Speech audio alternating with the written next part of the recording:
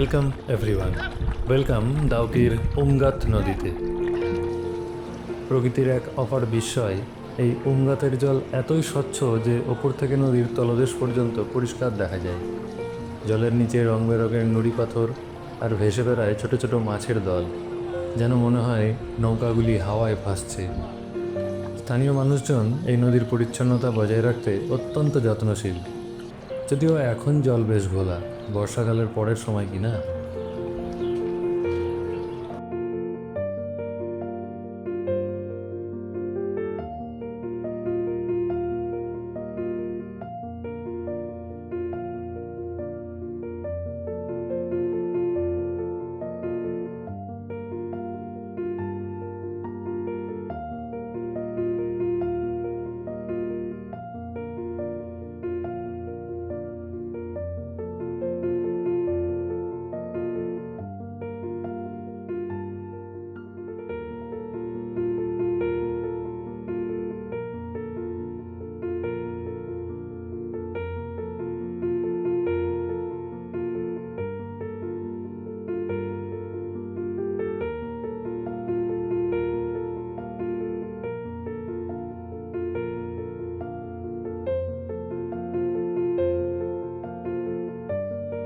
ওমগাত নদীর সৌন্দর্য কেবল প্রাকৃতিক নয়, এর ভৌগোলিক গুরুত্বও রয়েছে। নদীর মাঝ বরাবর চলে গেছে ভারত বাংলাদেশ আন্তর্জাতিক সীমানা। ওমগাত নদীর এই স্বচ্ছতা, এখানকার প্রকৃতি আর আন্তর্জাতিক সীমান্তের এই সহাবস্থান, সব কিছু মিলিয়ে ডাউকি এক বিশেষ গন্তব্য। মেঘালয়ে এলে এই ওমগাত নদীর কোলে নৌকাবিহার এক অনন্য অভিজ্ঞতা। এরপর দেখে নিই তামাবিল বর্ডার তথা স্থলবন্দর। সীমানার ওপারে সিলেট। ভাষা সংস্কৃতি সব একই হলেও ওটা অন্য দেশ। অতএব আবার পেছন ঘুরে পরের গন্তব্যে যাওয়া যাক।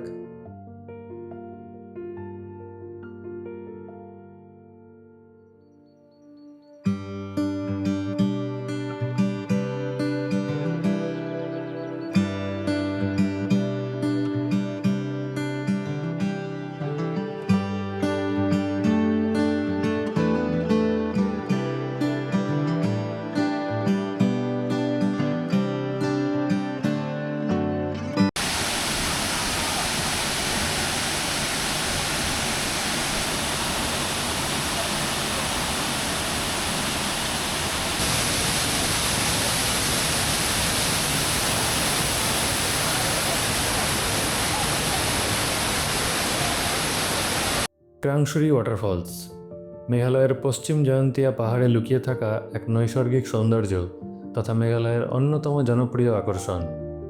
প্রায় 100 ফিট ওপর থেকে বিশাল জলরাশি আছড়ে পড়ে তৈরি করে এক নীলচে সবুজ জলের পুল।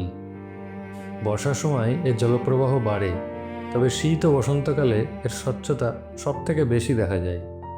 এখানে লাইফ জ্যাকেট পরে সেই শীতল জলে নেমে স্নান করা বা সাঁতার কাটারও ব্যবস্থা রয়েছে।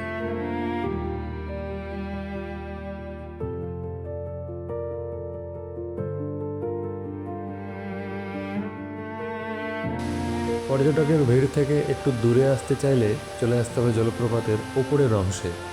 স্ফটিক স্বচ্ছ জলরাশি শান্তভাবে বয়ে চলে দুরন্ত ঝাঁপ দেওয়ার দিকে।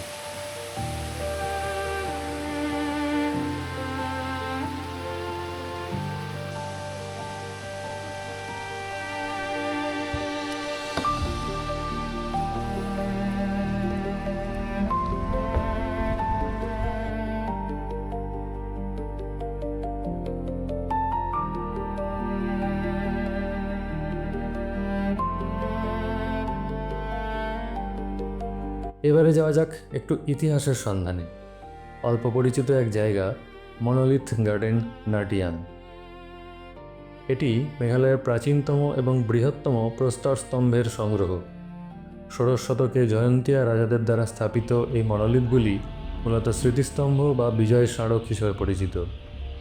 এখানে ডলমেন এবং মেনহির এই দুই ধরনের প্রস্তরস্তম্ভ দেখা যায়। মেঘালয়ের সমৃদ্ধ অতীত জানতে নার্টিয়াংয়ের এই নীরব ইতিহাস অবশ্যই ঘুরে দেখা উচিত।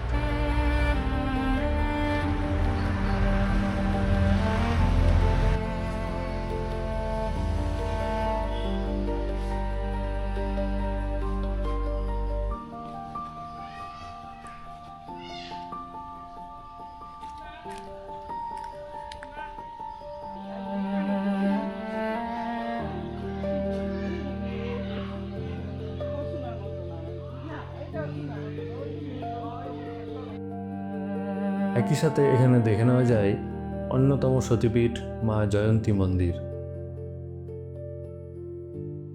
শেষবেলায় পরিচয় করিয়ে দিই এই গল্পে আমাদের সারথি কামালদার সাথে। মেঘালয়ের পাহাড়ি পথে কামালদা শুধু আমাদের ড্রাইভার ছিলেন না, ওনার অমায়িক ব্যবহারে উনি হয়ে উঠেছেন আমাদের পরিবারেরই একজন। ভ্রমণের প্রতিটি বাঁকে পেশাদারিত্বের থেকেও ওনার আন্তরিকতা আর আতিথেয়তাই আমাদের এই সফরকে এত সুন্দর করে তুলেছে। এবারের মেঘালয় ভ্রমণের গল্পের এখানেই শেষ। আশা করি তাড়াতাড়ি নতুন কোনো গল্প নিয়ে হাজির হতে পারবো।